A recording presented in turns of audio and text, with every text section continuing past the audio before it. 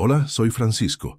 Con la excusa de cuidarme, mis dos hijos, a quienes les di mi vida entera, me convencieron de vender mi casa y mi taller. Con el dinero en sus bolsillos, me dejaron en el asilo más barato que encontraron y nunca más volvieron a llamar. El silencio de un teléfono que no suena es, a veces, el grito más desgarrador que uno puede escuchar. He aprendido que la soledad impuesta por tu propia sangre es una herida que no cicatriza, que se infecta con cada recuerdo de los sacrificios hechos. Te consume por dentro, lentamente, hasta que solo queda un cascarón vacío. ¿Alguna vez has sentido que las personas que más amas te ven solo como un estorbo, como un mueble viejo que ya no combina con la decoración de sus vidas?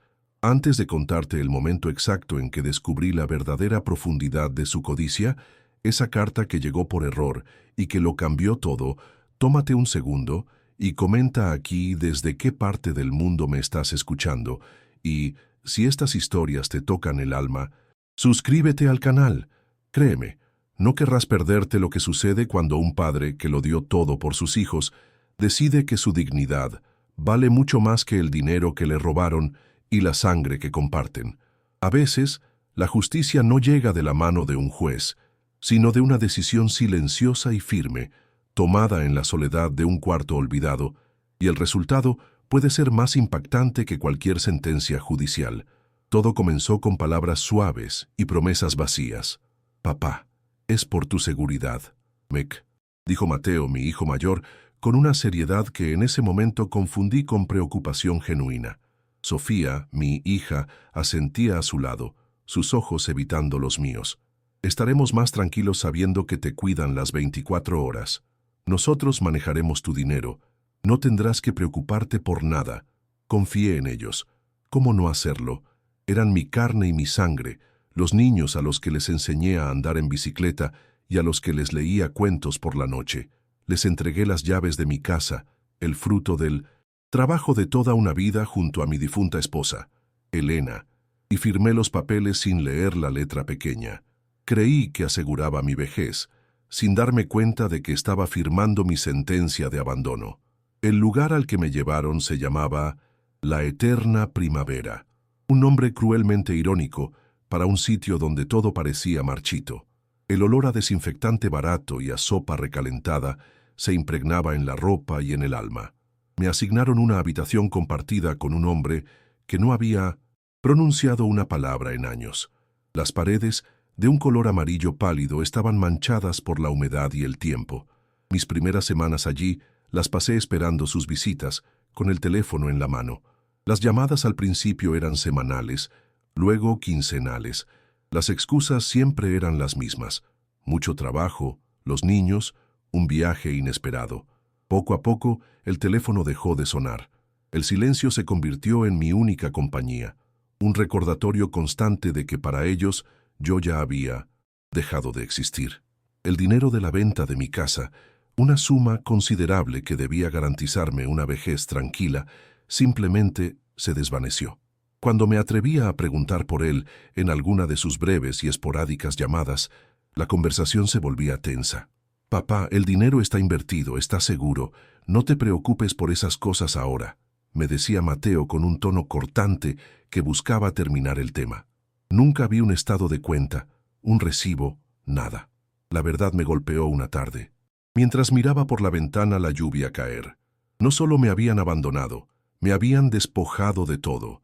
Se quedaron con mi hogar, mis recuerdos, mi independencia financiera. Me habían convertido en un prisionero cuya condena era pagada con su propio dinero. Un dinero que yo ya nunca más volvería a ver. Lo que más dolía no era la pobreza repentina, ni las paredes frías del asilo. Era la aniquilación de mi identidad como padre. Toda mi vida me sacrifiqué por ellos. Recuerdo haber vendido mi colección de herramientas antiguas, un tesoro personal, para pagar la maestría de Mateo en el extranjero. Usé los ahorros de toda mi vida para dar el pago inicial de la casa de Sofía, para que no tuviera que luchar como yo lo hice. Esos actos, que antes eran mi mayor orgullo, ahora se sentían como la prueba de mi estupidez. La humillación de tener que pedirle a una enfermera un poco de jabón o un par de calcetines nuevos, sabiendo que mis hijos disfrutaban de mi dinero, era un veneno que me consumía lentamente, pero ese veneno con el tiempo, en lugar de matarme, empezó a forjar en mí una resolución fría y afilada como el acero. Los días en la eterna primavera se convirtieron en un ciclo interminable de rutinas vacías, diseñadas para mantener los cuerpos vivos pero no las almas. El desayuno era siempre el mismo, un puré insípido que olía a tristeza y un café aguado que no lograba despertar ni el más mínimo ánimo. Nos sentaban a todos en un gran comedor, bajo luces fluorescentes, que parpadeaban y zumbaban como insectos atrapados. Comía en silencio, observando a los demás residentes, cada uno perdido en su propio laberinto de recuerdos y ausencias. Me sentía como una de las piezas de un viejo reloj que había dejado de funcionar, arrumbado en un cajón polvoriento. La precisión y el propósito que habían definido mi vida como relojero se habían evaporado, reemplazados por una espera sin fin, una espera por algo que intuía que nunca llegaría. Era la humillación de la irrelevancia, el castigo de ser invisible. Por las noches la soledad era aún más cruel. Me acostaba en esa cama estrecha, con un colchón que se hundía en el centro, y cerraba los ojos intentando no pensar. Pero los recuerdos de Elena, mi esposa, siempre encontraban la manera de colarse. Recordaba su risa llenando nuestra pequeña casa, el olor de las flores que cultivaba en el jardín, el calor de su mano en la mía. Me preguntaba qué diría si me viera así, reducido a una sombra, despojado de mi hogar y mi dignidad por los mismos hijos a los que ella había amado con tanta ferocidad. Sentía una vergüenza profunda, como si le hubiera fallado, como si no hubiera sido lo suficientemente fuerte para proteger el legado que construimos juntos. La culpa era un peso físico en mi pecho, una opresión que me dificultaba respirar en el silencio de la noche. Durante los primeros meses, todavía albergaba una chispa de esperanza. Cada vez que escuchaba el teléfono sonar en el pasillo, mi corazón daba un vuelco. Me acercaba con torpeza, esperando escuchar la voz de Mateo o Sofía, pero las llamadas nunca eran para mí. Intenté llamarlos yo. La mayoría de las veces saltaba el buzón de voz. En las raras ocasiones en que Mateo contestaba, su voz era apresurada, llena de impaciencia.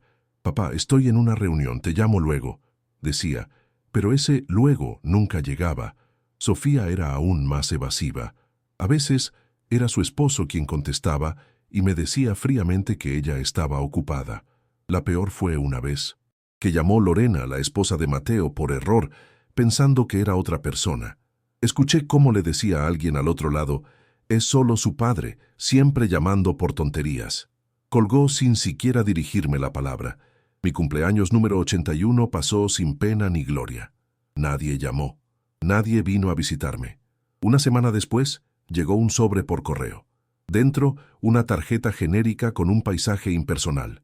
Las firmas de Mateo, Sofía y sus familias estaban garabateadas al final, sin un solo mensaje personal.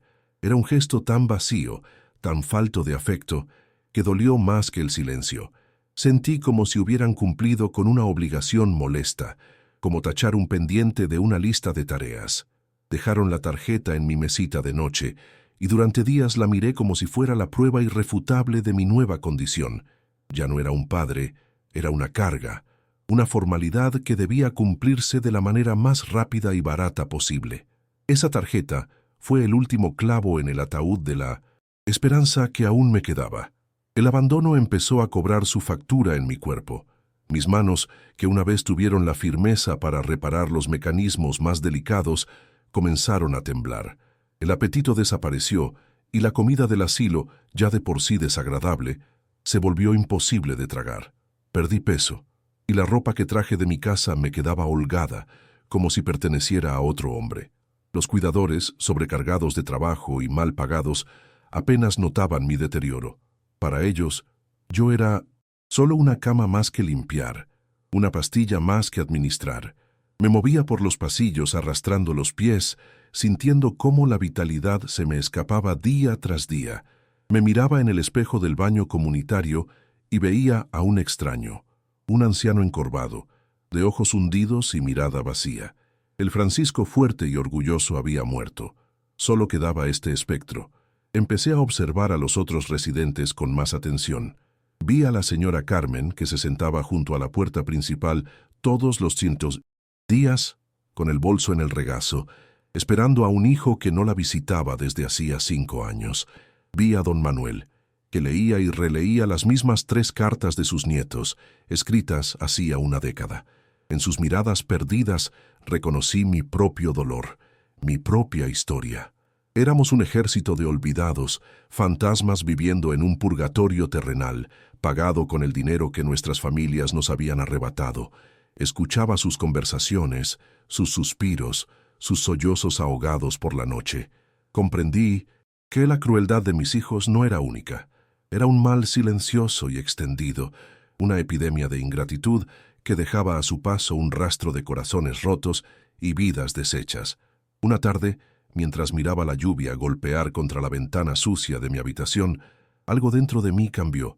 La tristeza que me había paralizado durante meses comenzó a transformarse en una rabia fría y silenciosa. La imagen del rostro satisfecho de Mateo el día que firmé los papeles de la venta de mi casa apareció en mi mente con una claridad brutal. Recordé la mirada evasiva de Sofía. Ya no sentía pena por mí mismo. Sentía una determinación helada, una lucidez que no había experimentado en años. Se habían llevado mi casa, mi dinero y mis recuerdos, pero había algo que no podían quitarme, mi mente. Y en ese momento supe que no iba a morir en ese lugar, olvidado y humillado. El relojero dentro de mí despertó. Era hora de empezar a ajustar las piezas, no de un reloj, sino de mi justicia. Mi nueva rutina se vio interrumpida una tarde de martes por algo tan mundano como una carta. A cientos de kilómetros de distancia, en la casa que alguna vez fue mía y que ahora Mateo usaba como dirección de conveniencia, llegó un sobre con el logo de una firma de corretaje de la que nunca les había hablado. Mateo, revisando el correo con fastidio, lo abrió por pura costumbre, asumiendo que era alguna notificación sin importancia. Lo que vio dentro lo dejó paralizado. No era una factura ni un aviso, era un estado de cuenta, un papel simple con una cifra que no podía procesar, un número con 7 dígitos. Lo leyó 1, 2, 3 veces. El aire se le escapó de los pulmones. No era un error. El viejo, el estorbo que habían arrinconado en un asilo, era millonario. El mundo de Mateo se detuvo, y en ese silencio no sintió alegría por su padre, sino el vértigo de una codicia que lo consumió por completo. La primera llamada de Mateo no fue para mí, por supuesto. Fue para Sofía. Su voz, usualmente tan controlada y arrogante, era un susurro frenético y agudo. «Sofía, tienes que escucharme, siéntate. Es sobre papá». Le explicó lo del estado de cuenta, la cifra imposible. La reacción de Sofía fue un eco de la suya, incredulidad, seguida de una avaricia febril. «¿Estás seguro? ¿De dónde sacó ese dinero?» La pregunta no era por curiosidad, era por cálculo. En minutos ya no hablaban de su padre, sino de la herencia. Comenzaron a trazar un plan con una rapidez y una frialdad que helarían la sangre. Hablaban de abogados, de poderes notariales, de cómo proteger a su querido padre de sí mismo. En su conversación, yo no era una persona, era un activo financiero que había que asegurar antes de que alguien más se diera cuenta. La conspiración se tejió en el éter, una red invisible que ya se estaba cerrando sobre mí. 2 días después, el milagro ocurrió, o más bien, la farsa. Estaba en el salón común, intentando leer un periódico viejo, cuando vi a Mateo y Sofía entrar por la puerta principal. No los había visto en más de un año. Parecían salidos de una revista de moda, cargados con bolsas de tiendas de lujo. El contraste con la decadencia del asilo era casi violento. Corrieron hacia mí, sus rostros contorsionados en una máscara de arrepentimiento. «Papá, Dios mío, papá», exclamó Sofía, arrojándose a mis pies y abrazando mis rodillas con un sollozo que sonaba ensayado. Mateo se arrodilló a mi lado, sus ojos brillantes de lágrimas falsas. «Perdónanos, papá. Hemos sido unos hijos horribles. No sabemos en qué estábamos pensando al dejarte aquí». El espectáculo era tan grotesco, tan descarado, que por un instante sentí náuseas. Pero mi rostro solo mostró la sorpresa y confusión de un viejo senil. El teatro de la redención continuó con una precisión digna de actores profesionales. Sofía no soltaba mi mano, mojándola con sus lágrimas de cocodrilo mientras susurraba cuánto me había extrañado. Mateo, por su parte, empezó a sacar los regalos de las bolsas. Un suéter de cachemira, increíblemente suave, un reloj suizo de una marca prestigiosa, la ironía casi me hizo sonreír, y una caja de chocolates belgas. Me bombardearon con promesas y halagos, hablando uno sobre el otro para asegurarse de que su arrepentimiento pareciera abrumador. Yo permanecí en silencio observando. Vi cómo los ojos de Mateo recorrían mi rostro, buscando signos de demencia, de debilidad. Vi cómo la sonrisa de Sofía no llegaba a sus ojos. Sentía un asco profundo, una rabia helada, pero por fuera era solo un anciano frágil y conmovido, exactamente el papel que ellos necesitaban que yo interpretara. La humillación definitiva llegó con las palabras de Mateo. Se puso de pie y miró a su alrededor con una expresión de horror fingido. No puedo creer que te hayamos dejado en este agujero, papá. Es inhumano. Mira estas paredes, este olor. La hipocresía era tan densa que se podía cortar con un cuchillo. Él había elegido este lugar. Él había negociado el precio más bajo. Me miré las manos, temblorosas, los zapatos gastados, y luego miré sus trajes caros y sus rostros compungidos. En ese instante, la última brasa de tristeza que quedaba en mí se extinguió, dejando solo cenizas y una determinación de acero. No iba a darles la satisfacción de una confrontación, iba a dejar que su propia codicia los guiara a la trampa. Dejé que una lágrima, esta vez real, pero por motivos muy distintos, rodara por mi mejilla. Pensé que se habían olvidado de mí, susurré, dándoles la carnada que tanto anhelaban. Mi aparente vulnerabilidad fue la señal que esperaban. Precisamente por eso estamos aquí, papá, dijo Mateo, su voz ahora suave y protectora, como la de un salvador. Hemos venido a sacarte de aquí. Hoy mismo vas a venir a vivir conmigo, a mi casa. Te he preparado la habitación de invitados, es grande. Tiene un balcón con vistas al jardín y una cama nueva y cómoda. Tendrás todo lo que necesites, todo lo que te mereces. Sofía añadió, apretando mi mano. Nunca más volverás a estar solo, te lo prometemos. La oferta era tan dulce como el veneno. No me ofrecían un hogar, me ofrecían una jaula dorada.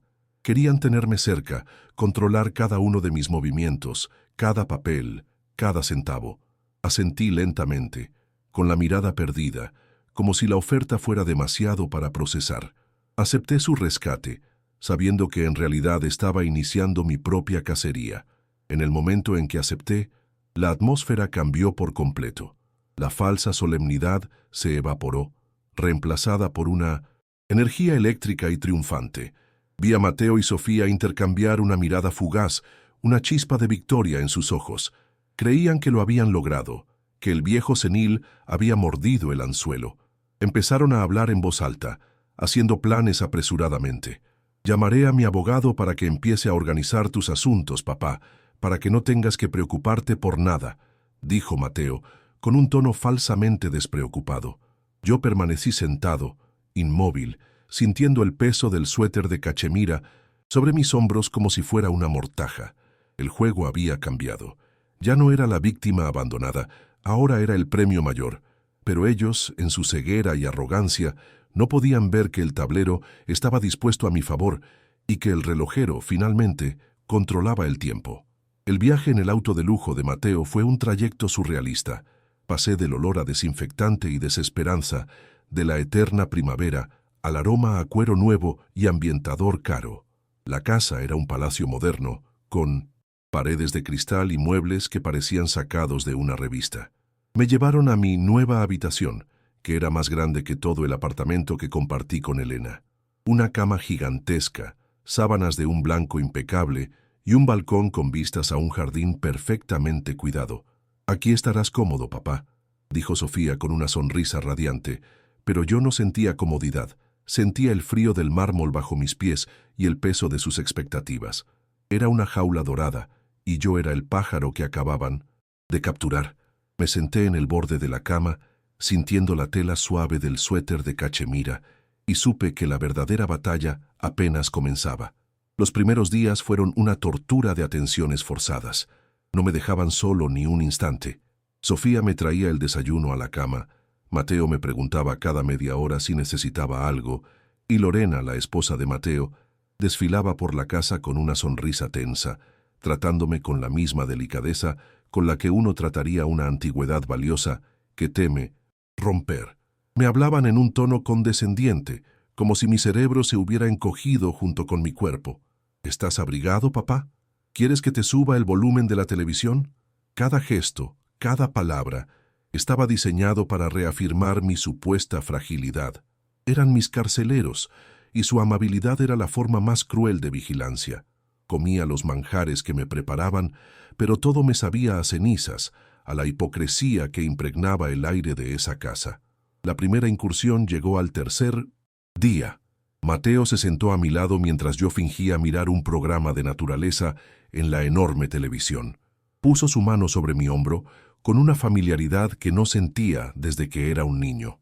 «Papá», comenzó con un tono serio y confidencial, «ahora que estás aquí, seguro y cuidado, creo que es un buen momento para poner tus asuntos en orden. Ya sabes, las finanzas, las inversiones. Hay que ser inteligentes con los impuestos y la planificación. No quiero que te preocupes por nada. Yo me encargo de todo». Lo miré con los ojos más vacíos que pude invocar, como si apenas entendiera sus palabras. «No sé de esas cosas, hijo. Tú sabes más», murmuré. Vi un destello de impaciencia en su mirada antes de que lo ocultara con una sonrisa comprensiva. La semilla de la ansiedad había sido plantada. Sofía intentó un enfoque diferente al día siguiente. Me encontró en el balcón, mirando los árboles. Se acercó con una taza de té y se sentó a mi lado, tomando mi mano entre las suyas. Sus ojos se llenaron de lágrimas ensayadas. «Papá, me da tanto miedo pensar en el futuro. Queremos asegurarnos de que tus deseos se cumplan, de que todo esté como tú quieres. Es importante dejar las cosas arregladas, por tranquilidad, por amor». Su voz se quebró en el momento justo. Hablaba de mi muerte como si fuera una gestión administrativa que había que acelerar. La manipulación era tan burda, tan transparente, que sentí una oleada de desprecio. Apreté su mano débilmente y asentí. «Tienes razón, hija. Hay que pensar en esas cosas», dije, dándole exactamente la respuesta que quería oír, mientras por dentro mi plan se solidificaba como el granito. La oportunidad que necesitaba llegó una tarde en que Lorena tenía una cita en el salón de belleza y Mateo tuvo que salir a una reunión de emergencia. Sofía se había quedado a cuidarme, pero se distrajo con una larga llamada telefónica en el jardín. Sabía que tenía pocos minutos. Con manos temblorosas por la adrenalina, no por la vejez, busqué en mi vieja cartera el número de teléfono que había memorizado hacía semanas, el de Daniel, un joven abogado cuyo anuncio había visto en un periódico en el asilo. Justo cuando estaba marcando en el teléfono fijo de la biblioteca, escuché los pasos de Sofía acercándose. Colgué de golpe y me quedé mirando por la ventana, con el corazón martillándome en el pecho. «¿Todo bien, papá?», preguntó ella entrando. «Sí, hija. Solo estaba recordando», respondí. El peligro me había rozado, pero también me había llenado de una urgencia renovada. Esperé hasta la madrugada, cuando la casa entera estaba sumida en un silencio profundo. Me levanté con el sigilo que me quedaba y bajé a la biblioteca. La luz de la luna era suficiente. Marqué el número de Daniel de nuevo, rezando para que tuviera un buzón de voz o un servicio de 24 horas. Para mi sorpresa, una voz somnolienta contestó: «Despacho de abogados de Daniel Rojas». Le expliqué quién era. Mi voz, un susurro ronco. Le conté la versión más breve y urgente de mi historia. Al principio su tono era escéptico, profesionalmente distante, pero cuando mencioné el nombre de Klaus y la cartera de acciones, hubo un cambio. Le dije lo que necesitaba, el escenario que quería montar. Le pedí que preparara 2 documentos, uno falso y uno real. «Necesito que sea el mejor actor de su vida», le dije. Hubo una pausa. «Señor Francisco», dijo finalmente, su voz ahora llena de intriga, «considere lo hecho. ¿Cuándo quiere que nos reunamos? A la mañana siguiente, durante el desayuno, dejé caer la bomba. Con una expresión de frágil resolución, los miré a ambos. He estado pensando en lo que dijeron, comencé, mi voz temblorosa a propósito. Tienen razón, es hora de arreglar mis asuntos. Vi cómo se tensaron, sus tenedores deteniéndose a medio camino. He llamado a un abogado, un tal Daniel Rojas. Quiero hacer un nuevo testamento para agradecerles por todo esto, por traerme de vuelta a la familia. Quiero que vengan conmigo a su oficina mañana, para que sean testigos. El efecto fue instantáneo. La alegría mal disimulada iluminó sus rostros. Se miraron el uno al otro, la victoria brillando en sus ojos. «Claro, papá, lo que tú necesites», dijo Mateo, su voz rebosante de una falsa generosidad. «Haremos lo que sea por ti», añadió Sofía. La trampa estaba puesta, y ellos, cegados por su avaricia, caminaban directamente hacia ella con una sonrisa en los labios. La oficina del abogado Daniel era exactamente el escenario que había imaginado. Modesta, impersonal, con el olor a papel viejo y a justicia a punto de ser servida. Llegué con él una hora antes, repasando los detalles. Cuando Mateo y Sofía entraron, trajeron consigo un aire de victoria anticipada. Sus sonrisas eran amplias y sus ojos brillaban con una codicia apenas disimulada. Me dieron palmaditas en la espalda, llamándome campeón y papá querido, su afecto tan falso como los bolsos de diseñador que llevaban. Se sentaron frente al escritorio de Daniel, reclinándose en sus sillas como si fueran los reyes del mundo, listos para recibir su corona. No tenían idea de que no estaban allí para una coronación, sino para una ejecución. Yo permanecí en silencio a un lado, un viejo frágil, observando el comienzo del fin de su farsa. Daniel, con una calma profesional que yo admiraba profundamente, ajustó sus gafas y tomó una carpeta de su escritorio. «Gracias por venir», dijo con un tono neutro que no delataba nada. «Como saben, su padre, el señor Francisco, me ha convocado para formalizar sus últimas voluntades». Vi a Mateo y Sofía intercambiar una mirada cómplice, una pequeña sonrisa de triunfo. Se inclinaron hacia adelante, ansiosos por escuchar los números, las propiedades, la distribución de un dinero que sentían que ya les pertenecía. Yo me concentré en mi respiración, manteniendo mi rostro inexpresivo. Por dentro, mi corazón latía con una fuerza que no había sentido en años, no por miedo, sino por la adrenalina de la justicia inminente. El relojero estaba a punto de dar la hora exacta, y el mecanismo que había construido durante meses estaba a punto de activarse. El abogado carraspeó y comenzó a leer, pero las palabras que salieron de su boca no eran las de un testamento. Yo, Francisco Vargas, en pleno uso de mis facultades mentales, declaro lo siguiente. La sonrisa de Mateo vaciló. Sofía frunció el ceño, confundida. Daniel continuó, su voz firme y clara, detallando cada humillación. La venta forzada de mi casa y mi taller, el monto exacto del dinero que me quitaron, las fechas de mis llamadas no respondidas, el nombre del asilo, la eterna primavera, y las condiciones inhumanas en las que me habían abandonado. Con cada frase, el color se drenaba de sus rostros. La codicia dio paso a la confusión, y la confusión a una rabia sorda.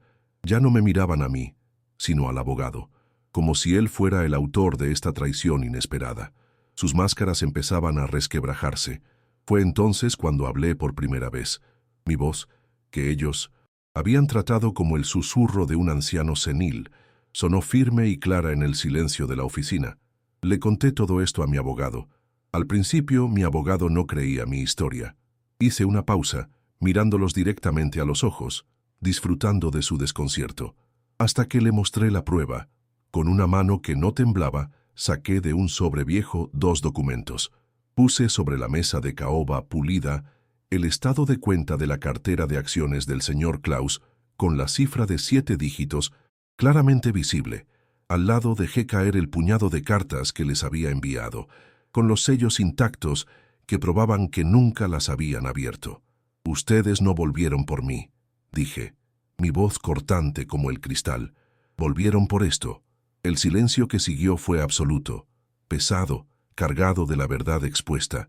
Sofía abrió la boca, pero no salió ningún sonido. El rostro de Mateo era una máscara de incredulidad y furia. En ese momento, Daniel tomó una segunda carpeta, la verdadera. Y ahora, dijo, procederé a leer la única cláusula relevante del fideicomiso irrevocable establecido por el señor Francisco Vargas. Su voz resonó en la habitación.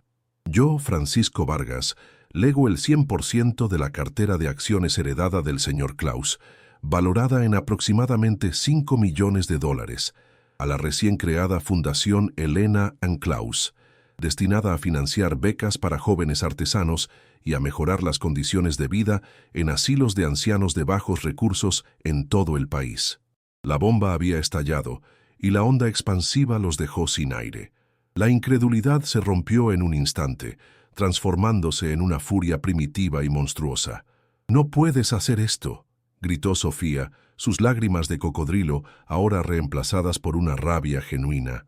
«Es nuestro dinero, te lavaron el cerebro». Mateo se puso de pie de un salto, golpeando la mesa con el puño.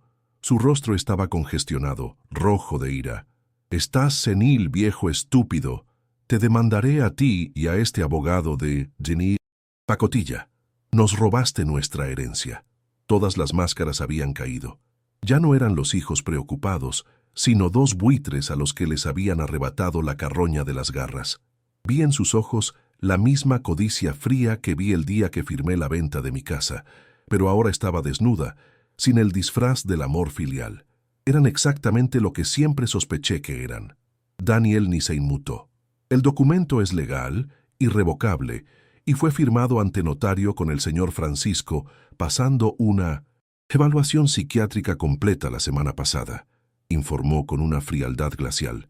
«No hay nada que puedan hacer». Mateo soltó una sarta de insultos, agarró a Sofía del brazo, quien sollozaba de rabia, y se dirigieron a la puerta. Antes de salir, Mateo se giró y me lanzó una última mirada llena de un odio tan puro que casi me hizo retroceder. «Te pudrirás solo», escupió. La puerta se cerró de un portazo, dejándonos a Daniel y a mí en un silencio bendito. No sentí triunfo, ni siquiera alegría. Sentí un vacío inmenso, el dolor de una amputación necesaria. Me quedé mirando la puerta cerrada, y por primera vez en 2 años respiré hondo. El reloj por fin marcaba mi hora. Estaba libre. La puerta se cerró con un estruendo que pareció sacudir los cimientos del edificio, pero yo no me inmuté. En el silencio que quedó, un silencio denso y pesado, tomé el primer respiro verdaderamente profundo en más de 2 años. No sentí la euforia de la victoria, sino el dolor sordo de una amputación necesaria. Había cortado de mi vida a mis 2 hijos, las 2 ramas que habían crecido de mi propio tronco, solo para descubrir que estaban podridas por dentro. Daniel, el joven abogado que se había convertido en mi único aliado, me miró con una mezcla de respeto y preocupación. «¿Se encuentra bien, don Francisco?», preguntó en voz baja. Asentí lentamente, no con la cabeza, sino con todo mi ser. «Estoy libre, Daniel», susurré. «Por primera vez en mucho tiempo, estoy verdaderamente libre». Y en 1900, esa libertad, había un vacío enorme, pero también un espacio limpio para empezar de nuevo. Con la ayuda de Daniel, encontré un pequeño apartamento en un barrio tranquilo, lleno de árboles viejos y tiendas de barrio. No era grande ni lujoso, pero cada rincón me pertenecía. El sol entraba por la ventana de la sala cada mañana, iluminando el polvo que flotaba en el aire, un polvo que era mío, en un lugar que era mi hogar. Contraté a una cuidadora, una mujer amable llamada Rosa, que venía unas horas al día para ayudarme con las compras y la limpieza, pero que sobre todo me ofrecía una conversación honesta y sin segundas intenciones. El contraste con la jaula dorada de Mateo era abrumador. Allí, cada gesto de amabilidad era una transacción. Aquí, una simple taza de café compartida en silencio era un acto de genuina compañía. Empecé a dormir noches enteras, sin el peso de la humillación o la ansiedad oprimiéndome el pecho. Lo primero que hice con una parte del dinero fue alquilar un pequeño local en la planta baja de mi edificio. Con una paciencia que creía perdida, lo convertí en un taller de relojería. Compré herramientas nuevas y viejas, un banco de trabajo de madera maciza y una lámpara de aumento que se sentía como una extensión de mis propios ojos. El olor a aceite de máquina y metal pulido llenó mis pulmones y me devolvió a la vida. Sentir el peso familiar de un destornillador de precisión en mis manos, escuchar el delicado clic de un engranaje encajando en su lugar, cada pequeño acto era una reafirmación de mi identidad. Ya no era el viejo estorbo, el fantasma del asilo. Era Francisco Vargas, el relojero. Y mientras mis manos reparaban los mecanismos rotos de otros, sentía cómo las piezas de mi propia alma volvían a encontrar su ritmo. Un mes después, la Fundación Elena Klaus se hizo realidad. El nombre era un tributo a las dos personas que me habían dado amor incondicional y una segunda oportunidad. Daniel se encargó de toda la burocracia, y juntos establecimos sus dos misiones principales.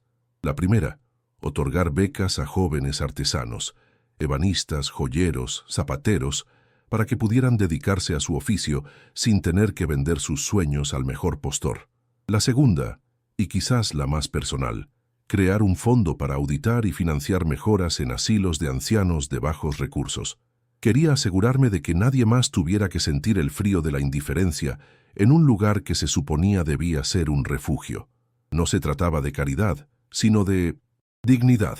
Era mi forma de transformar el veneno de mi experiencia en un antídoto para otros. Nunca más volví a saber de Mateo o Sofía directamente, pero las noticias, como el agua sucia, siempre encuentran la manera de filtrarse. Su intento de impugnar el fideicomiso fracasó estrepitosamente, dejándolos con una montaña de deudas legales. La historia de la fundación se hizo pública en un periódico local, y el relato de su abandono y su codicia se extendió como un reguero de pólvora en su círculo social. Mateo, el empresario exitoso, perdió contratos y socios de negocio que no querían verse asociados con él. Sofía se convirtió en una paria social, objeto de susurros y miradas de desprecio en los lugares que solía frecuentar. Su caída no fue un evento dramático, sino una lenta erosión, un desmoronamiento causado por el peso de su propia avaricia. Se habían aferrado tanto a un futuro dorado que no vieron cómo destruían su presente. Hoy mi vida es pequeña, pero inmensamente rica. Por las mañanas paseo por el parque y alimento a las palomas, sintiendo el sol en mi rostro. Por las tardes me pierdo en mi taller, rodeado del tic-tac constante de los relojes, cada uno un pequeño corazón latiendo al unísono. A veces, Daniel pasa a tomar un café y hablamos de todo y de nada. Ayer terminé de restaurar un viejo reloj de bolsillo que llevaba semanas en mi mesa. Lo sostuve en la palma de mi mano, sintiendo su suave vibración. Al final, entendí que el verdadero valor de un hombre no se mide por las acciones en una cartera, sino por las acciones de su vida. Y mientras escuchaba el tic-tac perfecto y constante, sonreí. Por primera vez en una eternidad, mi tiempo, cada precioso segundo de él, me pertenecía solo a mí. No siento odio por mis hijos.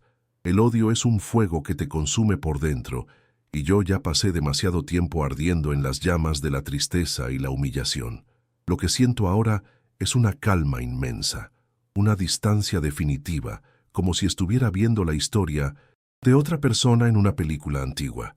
Entiendo que su traición no fue un juicio sobre mi valor como padre, sino un reflejo de su propia pobreza espiritual. Se quedaron con los ladrillos de mi casa, pero yo me quedé con los cimientos de mi alma. Y desde esta nueva orilla, miro hacia atrás y veo el naufragio de su avaricia, y por primera vez no siento el deseo de salvarlos. Solo siento la paz de haber llegado a tierra firme, solo, pero completo.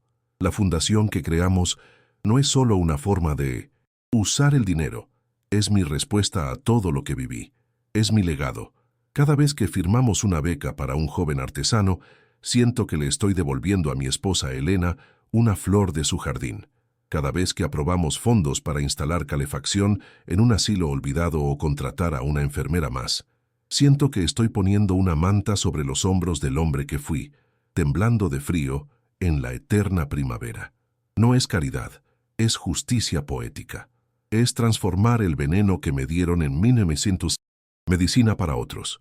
El dinero, que fue el arma de mi humillación, se ha convertido en la herramienta de mi redención, y en ese acto encuentro un propósito que ninguna fortuna podría comprar. Mi vida ahora está hecha de pequeños tesoros. La sonrisa de Rosa, mi cuidadora, cuando me trae el periódico por la mañana. Las charlas con Daniel, que viene a visitarme no como abogado, sino como el amigo que nunca tuve. El olor a madera y aceite en mi pequeño taller, un santuario donde el tiempo se detiene, o mejor dicho, donde yo controlo el tiempo.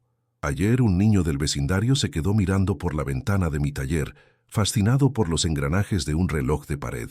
Lo invité a pasar y le mostré cómo el péndulo marcaba el ritmo del universo. En sus ojos vi la misma maravilla que yo sentía a su edad. Esos momentos, esas conexiones genuinas, valen más que todos los ceros en cualquier estado de cuenta. Hace una semana recibí una carta. Por un instante, mi corazón se detuvo, pensando, ¿qué podría ser de ellos? Pero el remitente era desconocido. Era de una joven ceramista de un pueblo pequeño. Era la primera beneficiaria de la beca de la fundación. En su carta, escrita con una caligrafía hermosa y torpe, me contaba que gracias a la ayuda había podido comprar su propio horno y que su abuela, que le había enseñado el oficio, lloró de alegría. No sabía mi historia, no sabía de mi dolor, solo veía el resultado. Leyendo sus palabras, sentí una conexión más profunda y real que la que jamás tuve con la sangre de mi sangre. Entendí que la familia no siempre nace. A veces se construye con los ladrillos del respeto y la gratitud.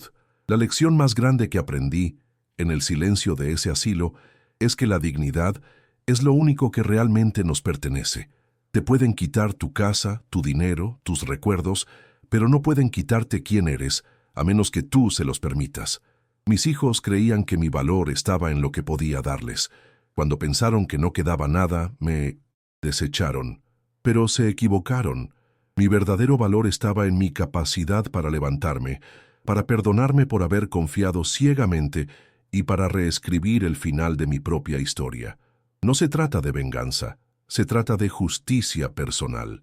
Se trata de mirar tu reflejo en el espejo y reconocer al hombre que te mira de vuelta, no con pena, sino con orgullo. Al final, uno se da cuenta de que la familia no es una obligación impuesta por la sangre, sino una elección que se renueva cada día con lealtad y amor. Mi historia no es sobre un anciano que se hizo rico, es sobre un hombre que aprendió a ser rico en espíritu, incluso cuando no tenía nada. Aprendí que el tiempo es el único activo que no se puede recuperar, y por eso he decidido que cada segundo que me queda será invertido en paz, en propósito, y en la compañía de aquellos que ven el valor en mí, no en mi bolsillo. Mi reloj ahora marca una nueva hora, una hora de dignidad y serenidad. Si esta historia ha resonado contigo, si conoces a alguien que necesita recordar su propio valor frente a la ingratitud, por favor comparte este video. A veces, una historia puede ser el espejo que necesitamos para ver nuestra propia fuerza.